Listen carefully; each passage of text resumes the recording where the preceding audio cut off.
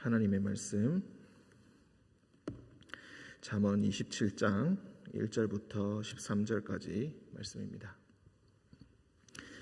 1절부터 13절까지 교독으로 읽고 13절은 함께 읽도록 하겠습니다. 너는 내일 일을 자랑하지 말라. 하루 동안에 무슨 일이 일어날는지 네가 알 수 없음이니라. 타인이 너를 칭찬하게 하고 내 입으로는 하지 말며 외인이 너를 칭찬하게 하고 내 입술로는 하지 말지니라. 돌은 무겁고 모래도 가볍지 아니하거니와 미련한 자의 분노는 이 둘보다 무거우니라. 부는 잔인하고 노는 창수 같거니와 투기 앞에야 누가 서리요. 면책은 숨은 사랑보다 나으니라. 친구의 아픈 책망은 충직으로 말미암는 것이나 원수의 잦은 입맞춤은 거짓에서 난 것이니라. 배부른 자는 꿀이라도 싫어하고 줄인 자에게는 쓴 것이라도 다니라. 고향을 떠나 유리하는 사람은 보금자리를 떠나 떠도는 새와 같으니라. 기름과 향이 사람의 마음을 즐겁게 하나니 친구의 충성된 권고가 이와 같이 아름다우니라. 내 친구와 내 아비의 친구를 버리지 말며 내 환난 날에 형제의 집에 들어가지 말지어다. 가까운 이웃이 먼 형제보다 나으니라. 내 아들아 지혜를 얻고 내 마음을 기쁘게 하라. 그리하면 나를 비방하는 자에게 내가 대답할 수 있으리라. 슬기로운 자는 재앙을 보면 숨어 피하여도 어리석은 자들은 지나가다 해를 받느니라. 함께 읽겠습니다. 타인을 위하여 보증선자의 옷을 취하라. 외인들을 위하여 보증선자는 그의 몸을 볼모 잡을지니라. 아멘. 기도하겠습니다. 사랑과 은총이 충만하신 주님, 하루의 시작을 주님의 말씀과 함께하게 하시니 감사합니다. 주님, 오늘도 주님께서 우리를 깨워주시고 오늘도 살게 하시니 주님께서 우리에게 허락하신 뜻이 있는 줄 우리가 믿고 주님 말씀 가운데 그 뜻을 찾으려 합니다. 주님, 아직 그 뜻을 찾지 못한 우리들에게 그 뜻을 밝히 보여주시고 지혜의 길을 우리에게 보여주셔서 오늘도 주님께서 허락하신 이 길을 올바로 걷는 자들 되게 하여 주옵소서.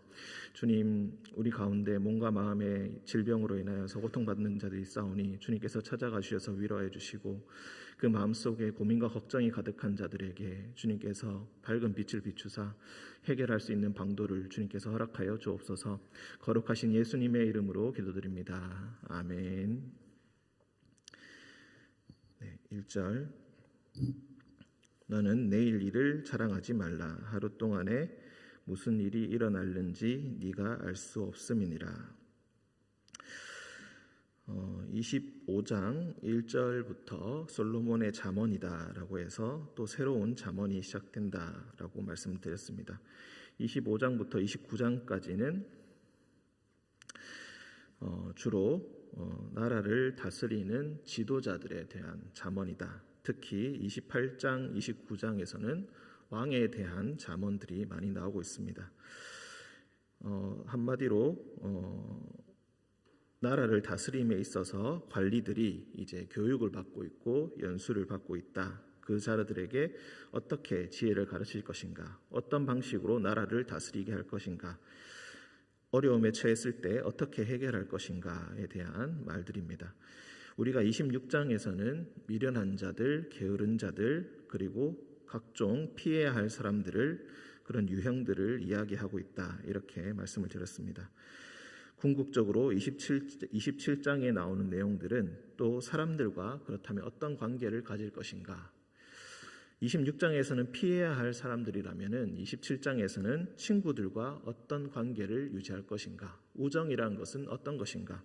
현명한 인간관계라는 것은 어떤 것인가. 그 가운데 우리는 무엇을 추구해야 되는가.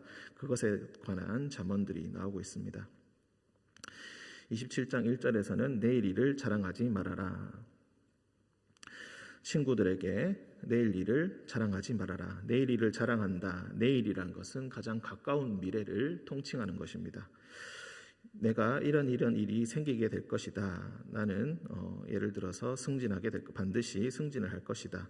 내가 돈을 많이 벌게 될 것이다. 라는 그런 큰 것에서부터 내가 반드시 이룰 것이라고 장담하는 것들, 그런 것들은 어떤 것들도 자랑하지 말아라. 하루 동안에 무슨 일이 일어나는지 네가 알 수 없음이니라. 궁극적으로 네가 미래에 관해서 통제할 수 있고 확실하게 예측할 수 있고 확신할 수 있는 것이 얼마나 되겠는가. 그런 것은 잘 없으니 친구들에게 그것을 자랑하지 말아라. 2절 타인이 너를 칭찬하게 하고 내 입으로는 하지 말며 외인이 너를 칭찬하게 하고 내 입술로는 하지 말지니라.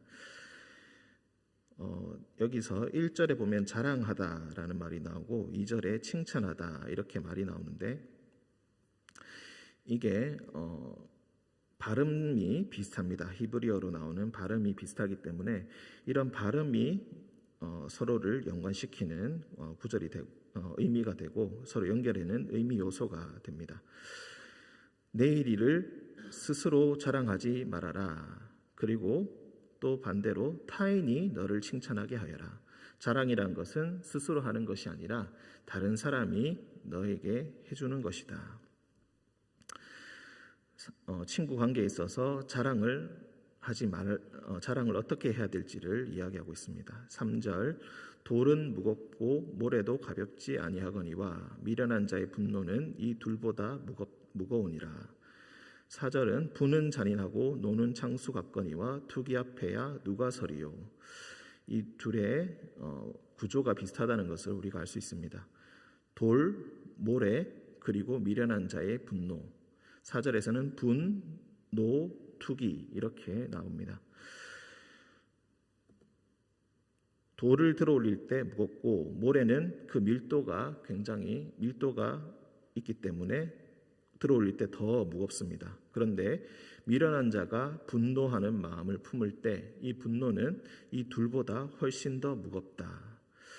미련한 자가 갖는 막연한 분노, 그 감정이 얼마나 무서운지를 이 비유를 통하여서 이야기하고 있습니다. 차라리 돌과 모래를 들어 올릴지언정 미련한 자가 분노하는 것을 더 피해야 할 것이다. 4절에서는 또 분과 노를 나누고 있습니다. 여기서 노는 창수와 같다. 범람하는 물과 같다. 홍수와 같다. 모든 것을 쓸어버리는 그런 잔인하고 무시무시한 물과 같을 것인데 투기 앞에야 누가 서겠는가. 이 투기라는 것은 질투와 시기심을 이야기합니다. 분노라는 것은 어떻게 보면은 막연한 것이고 그래서 분노의 감정이 풀리면은 사라질 수가 있는데 이 투기라는 것은 질투와 시기라는 것은 결국 남을 꺾을 때에야 즉 친구를 꺾을 때에야 나보다 아래에 둘 때에야 그 투기와 질투와 시기의 감정이 사라지기 때문에 분노하는 것보다 시기와 질투가 훨씬 더 무서운 것이다.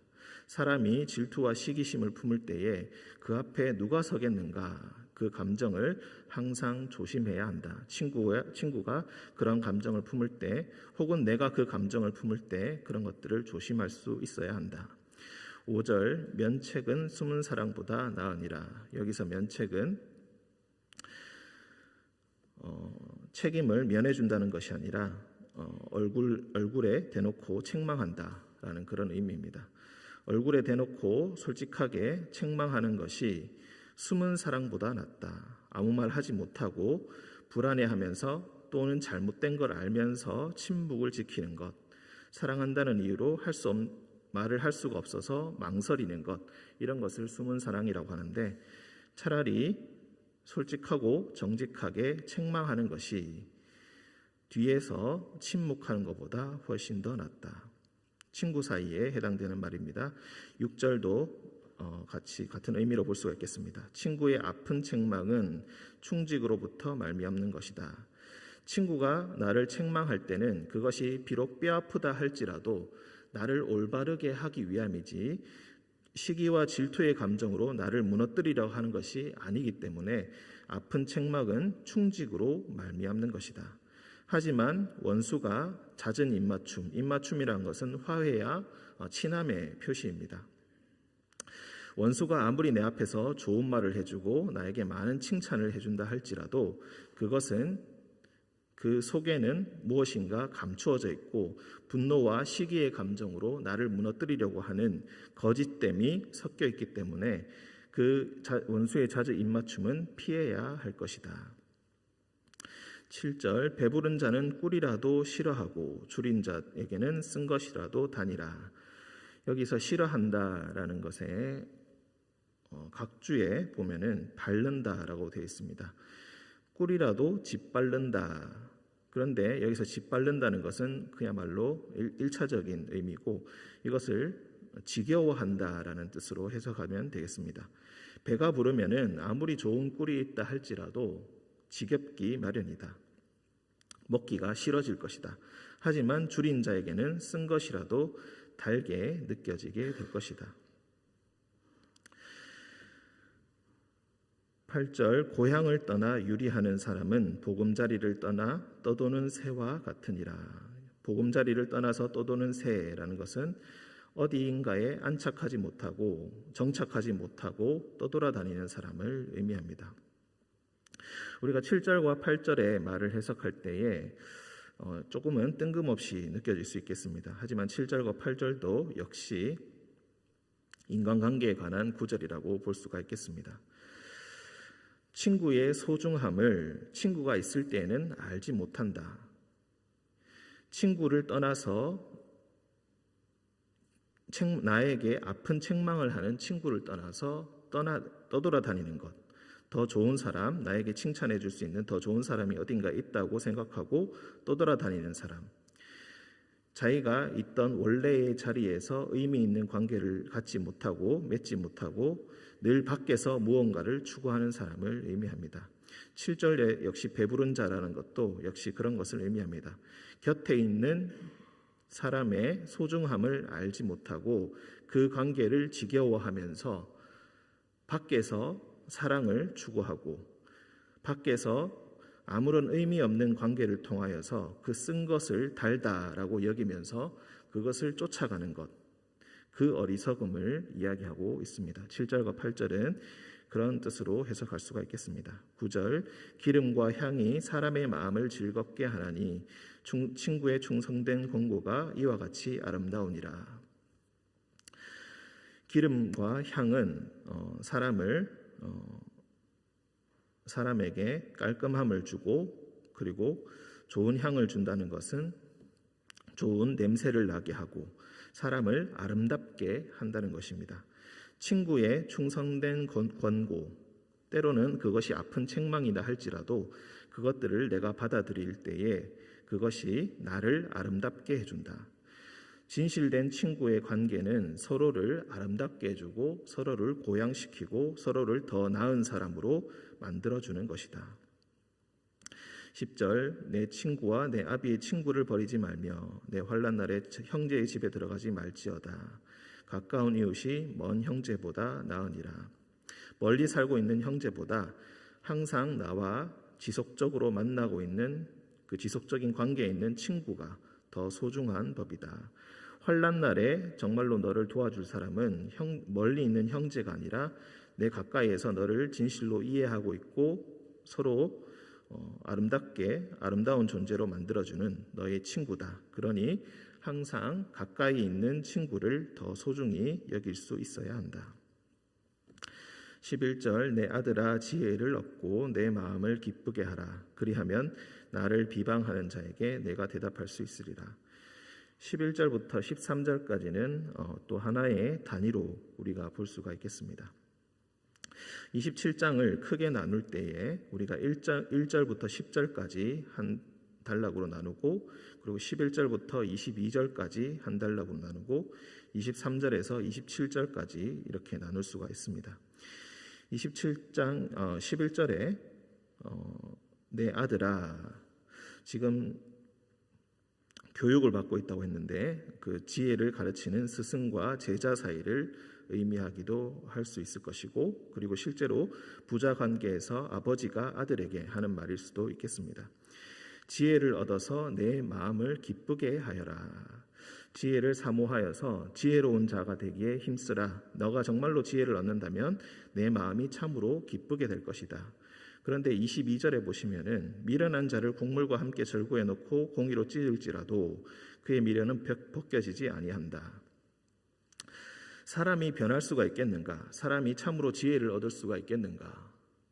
11절에서는 지혜를 얻어서 너가 변화되어서 지혜 있는 자가 된다면은 내 마음이 참으로 기쁘겠다.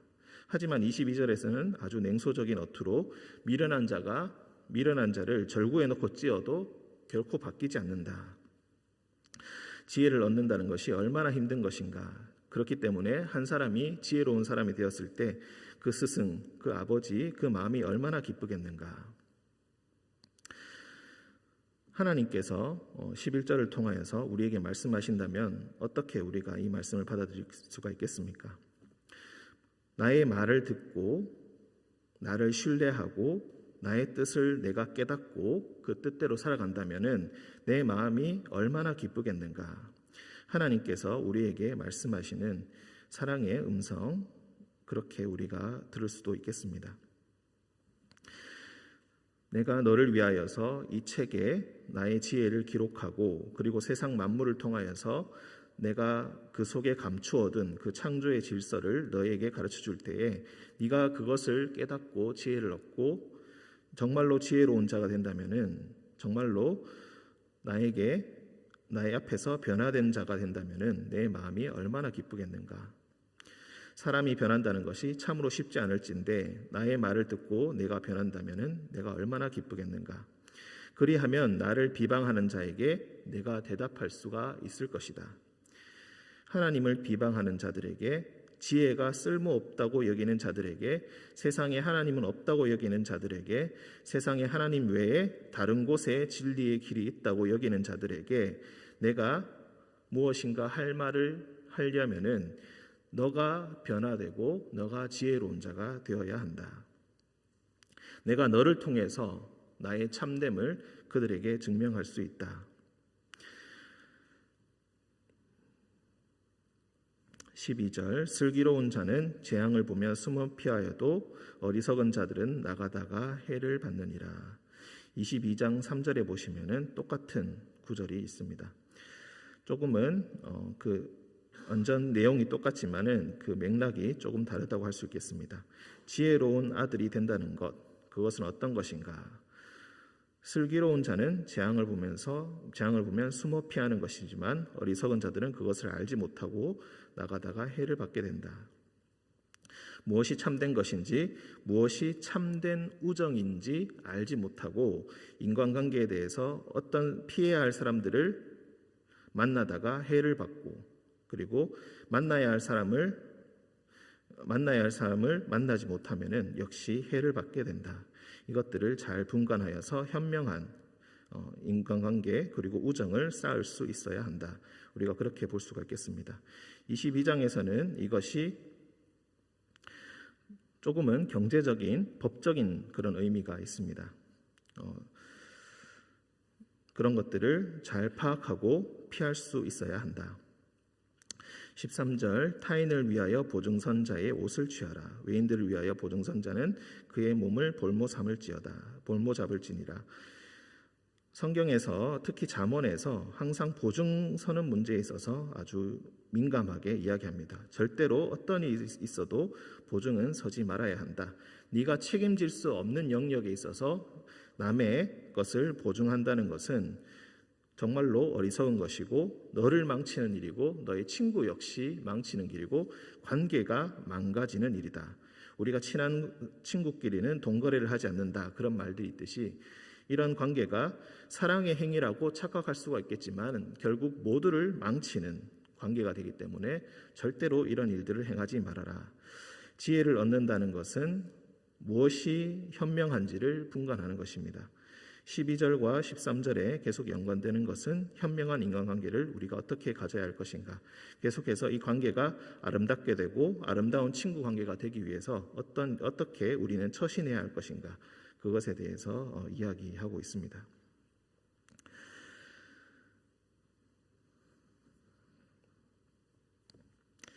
오늘 말씀 특히 11절을 통하여서 우리가 함께 은혜 받기를 원합니다. 하나님께서 나를 비방하는 자에게 내가 대답할 수 있기를 원한다. 그러기 위해서는 너가 미련한 자의 위치에서 벗어나 지혜를 얻고 내 마음을 기쁘게 할 수 있어야 한다. 하나님께서 여러분들에게 이렇게 말씀하고 계십니다. 오늘도 수많은 인간관계 속에서 때로는 힘들고 때로는 즐거울 때에 앞으로 인간관계를 어떻게 할 것인가, 이 말씀을 통하여서, 이 지혜의 잠언을 통하여서 현명한 하나님께서 주시는 그 지혜의 길을 오늘도 가시는 우리 모든 성도님 되시기를 축원드립니다. 함께 기도하겠습니다. 사랑과 은총이 충만하신 주님, 사람 간의 관계가 참으로 제일 어렵습니다. 좋은 뜻으로 친구에게 베풀었지만 배신을 당하기도 하고, 선한 뜻으로 아낌없이 주었건만 돌아오는 것은 배신밖에 없는 경우도 있습니다. 그 관계로 말미암아 때로는 우리의 삶이 무너지고 우리의 마음이 무너지고 우리의 관계가 무너져 회복할 수 없는 아픔을 겪기도 합니다. 주님의 뜻에 따라 현명한 친구를 만나게 하시고 우리에게 진정 아픈 책망과 충성된 공고를 할 수 있는 그런 친구들을 만나게 하시고 그 친구들을 알아보고 그 친구들과 현명한 관계를 맺음으로 말미암아 항상 사랑 안에서 서로를 섬길 수 있도록 주님 우리에게 함께하여 주옵소서. 우리에게 분별력을 주시고 사랑할 수 있는 그런 능력을 우리에게 허락하여 주옵소서. 주님께서 오늘 하루도 늘 동행하여 주실 줄 믿으며 거룩하신 예수님의 이름으로 기도드립니다. 아멘.